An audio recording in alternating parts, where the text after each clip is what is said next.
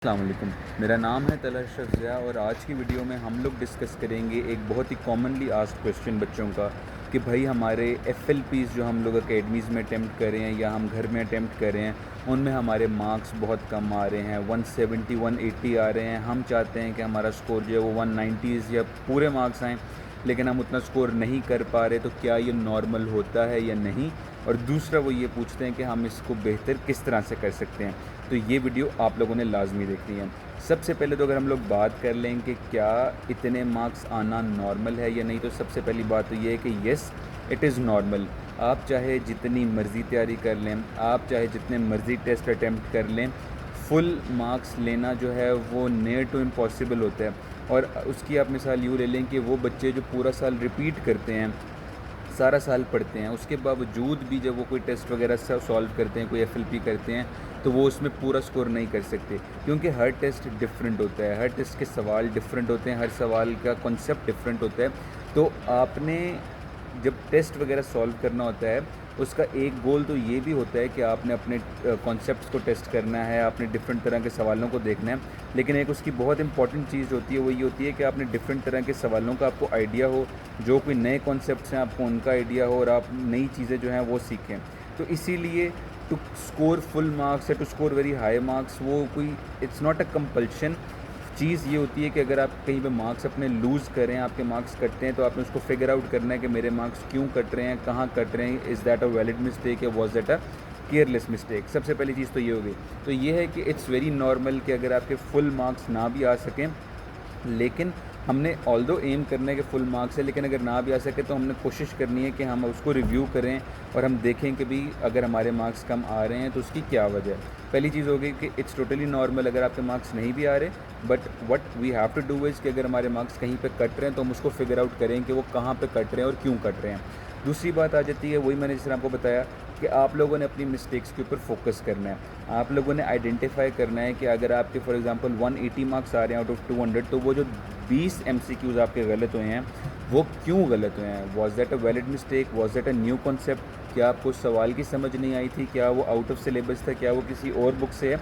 आपने इन चीज़ों को फिगर आउट करना होता है। और आपने क्या करना है कि आपकी जो जो गलतियाँ हो रही हैं आप उनको नोट डाउन करें, बुक के ऊपर हाईलाइट करें, क्योंकि एंड पे in the final days main चीज़ जो इम्पॉर्टेंट होती है वो यही होती है कि आपने जो सारा टाइम जो गलतियाँ की थी जब से आपने अपनी एमडी कैट की तैयारी शुरू की है, आप उनको रिव्यू करें।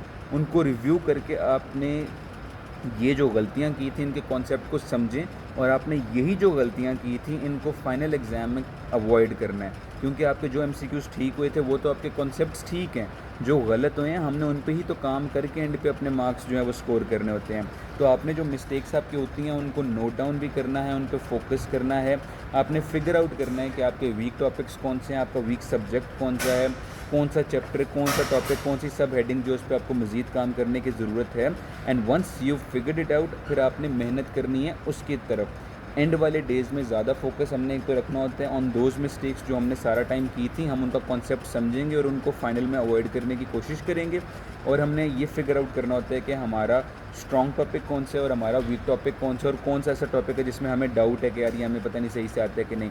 ऐसे टॉपिक्स को आपने मज़ीद अच्छे तरीके से करना है। एंड वाला टाइम बजाय कि आप जो है कोई एक्स्ट्रा चीज़ करें, कहीं और पे टाइम को इन्वेस्ट करें, आपने कोशिश करनी है कि आप अपने वीक टॉपिक्स को स्ट्रॉन्ग करें, उनकी बेस जो है वो अच्छे से बिल्ड करें। और इसमें एक मज़ीद चीज़ जो आपको हेल्प करती है वो तो एक एफएलपीज़ होते हैं, इसके साथ साथ पास्ट पेपर्स भी करें।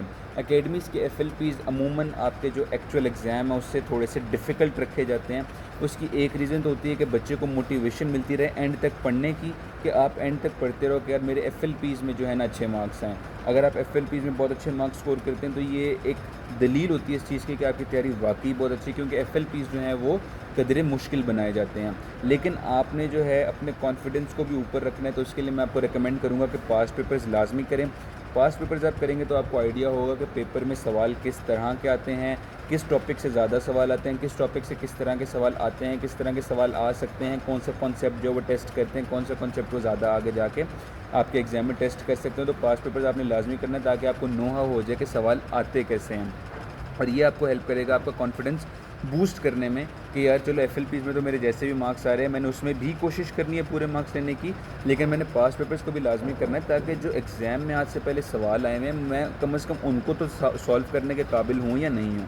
इसके अलावा आपने कोशिश करनी है, कुछ बच्चे जो हैं उनके FLPs में इसलिए भी मार्क्स अच्छे नहीं आते क्योंकि वो पैनिक कर जाते हैं, उनको टाइम मैनेज करना नहीं आता, उनको ये नहीं पता होता कि उन्होंने एक MCQ को कितने टाइम में करना है, किस पोर्शन को कितना टाइम देना है। इसीलिए आपने जब भी अपने FLP सॉल्व करने, चाहे आप किसी एकेडमी में कर रहे हैं, चाहे आप घर में कर रहे हैं, आपने ख़ुद को टाइम करके करना है। आपको पता होना चाहिए कि आपका एग्ज़ाम कितने देर का है। 10 मिनट्स आपके एग्ज़ाम का टाइम है, 1 घंटा 3 hours and 30 minutes I guess, 3.5 hours हैं, और आपके 200 जो हैं वो MCQs हैं। आपको पता होना चाहिए कि 210 मिनट के अंदर आपने 200 MCQs करने हैं। आपने जितने भी FLP सॉल्व करने हैं, आप जितने भी पास पेपर्स करोगे, आपने वो टाइम करके करने हैं ताकि आप अपनी टाइम मैनेजमेंट को भी देख सको। और इसमें यूँ नहीं होता कि एक MCQ के लिए आपके पास 1 मिनट बनता है तो आपने उसको 1 मिनट ही देना है। कुछ MCQs ऐसे होते हैं जो बुक की लाइन्स होती हैं, वो आप जल्दी कर लोगे, वो आप शायद 10 सेकंड में कर लो, वो आप शायद 20 सेकंड में कर लो।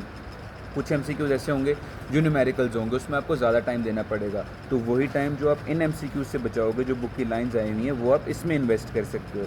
इसके अलावा वही बात ये आ गई कि ऑर्डर ऑफ डूइंग पेपर। अब किस ऑर्डर में पेपर सॉल्व करना है, ये तो हर बच्चे की अपनी चॉइस होती है, प्रेफरेंस होती है। कोई बच्चे जो हैं वो कोई ऑर्डर फॉलो करते हैं, कोई बच्चे कोई ऑर्डर फॉलो करते हैं।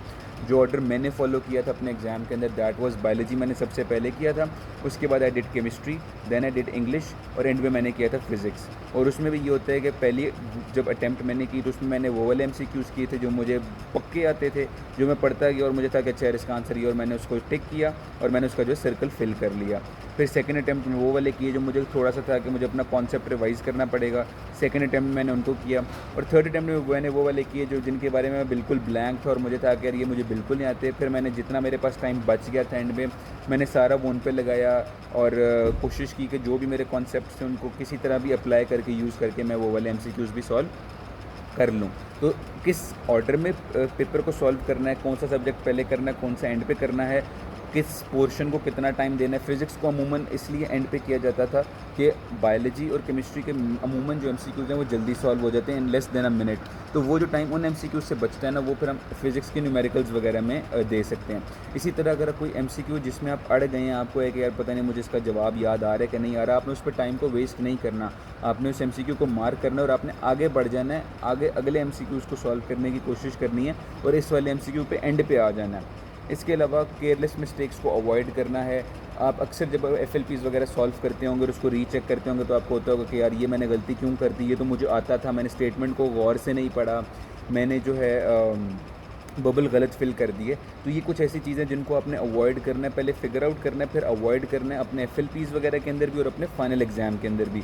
इसी तरह वही बात आ गई कि बबल्स को ध्यान से फिल करना है। ए का अगर ए आपने फिल करना है तो वो ए वाले सर्कल के अंदर फिल करना है। अगर 10th MCQ का आप बबल फिल करें तो आपने देखना है कि वो 10th वाली की आगे ही आप उसको सॉल्व कर रहे हैं। एंड पे यही है कि जब आप FLPs अपने सॉल्व करें तो आपने सिर्फ FLPs ही नहीं सॉल्व करना है, आपने अपनी रिवीजन को भी साथ लेके चलना है, वीक टॉपिक्स को भी साथ लेके चलना है और जो आज से पहले मिस्टेक्स की उनको भी साथ लेके चलना है। आप जितनी ज़्यादा रिवीजन करेंगे उतनी ज़्यादा आपका कॉन्फिडेंस भी बूस्ट होगा, उतनी ज़्यादा आपकी ग्रिप भी सिलेबस पे अच्छी होगी और अल्टीमेटली आपके FLPs में और इंशाल्लाह आपके फाइनल एग्जाम में भी उतने अच्छे नंबर आएंगे। और चूँकि अब आप लोगों के कुछ लास्ट डेज़ रहते हैं तो प्लीज़ आप लोगों ने टाइम कम से कम वेस्ट करना है, बल्कि कम से कम क्या आपने टाइम वेस्ट करना ही नहीं है। अच्छी अच्छी जगहों पे इन्वेस्ट करें, पढ़ाई के अंदर इन्वेस्ट करें, यही कुछ वक्त है। इसमें इंशाल्लाह अगर आप सही जगह टाइम इन्वेस्ट करेंगे, मेहनत करेंगे तो इंशाल्लाह आप अपने ड्रीम मेडिकल कॉलेज में एडमिशन ज़रूर सिक्योर करेंगे। तो best of luck from my side. कोई भी सवाल हुआ तो कमेंट्स में ज़रूर पूछिएगा। अल्लाह हाफ़िज़।